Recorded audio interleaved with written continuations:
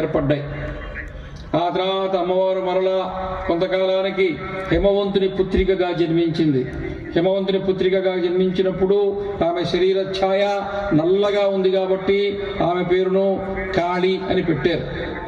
కాళీ అని పెట్టారు. కానీ మన హిందూ మతంలో, వైదిక ధర్మంలో, సనాతన ధర్మంలో ఒక ఆచారం ఉంది. కూతుర్లను తండ్రి పేరుతో పిలుస్తారు, కొడుకులను తల్లి పేరుతో పిలుస్తారు. కౌసల్య, సుప్రజా, రామ, యశోద, కృష్ణ, దేవకీనందన, గాంగేయ, కౌంతేయ, కుంతి కుమారుడు కౌంతేయ, గంగ కుమారుడు గాంగేయ, యశోదనందనుడు శ్రీకృష్ణుడే. కొడుకులను తల్లి పేరుతో పిలుస్తారు.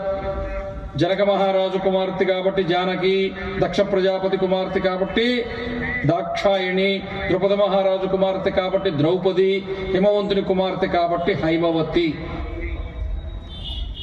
ఆ హైమవతిగా ఉన్నటువంటి ఆ తల్లి తపస్సు చేసి పరమశివుడిని తిరిగా తన భర్తగా పొందినప్పుడు ఒకసారి ఎడబాటు వచ్చింది. మరలా తిరిగి మన మధ్యలో ఎడబాటు రాకూడదు అని పరమశివుడే అమ్మవారి మెడలో 3 ముళ్ళు వేసి మంగళసూత్రం కట్టి వివాహం చేసుకుని తనలో సగభాగం ఇచ్చేసి అర్ధనారీశ్వరుడైనాడు. అందుకనే వాళ్ళు ఆది దంపతులైనారు.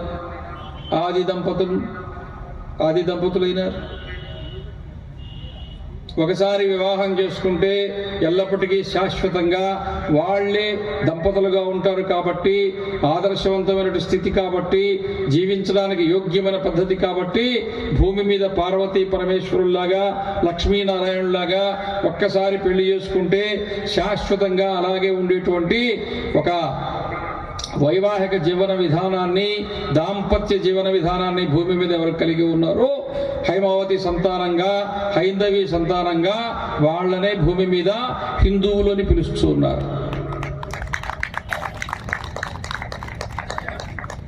హిందువులు అంటే స్థిరమైన, శాశ్వతమైన, ఆదర్శవంతమైన వైవాహిక, కుటుంబ,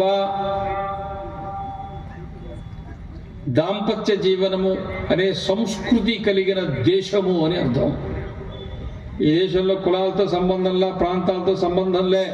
ఒక్కసారి పెళ్లి చేసుకున్నారా జీవితాంతాలు ఉండేవాళ్ళు.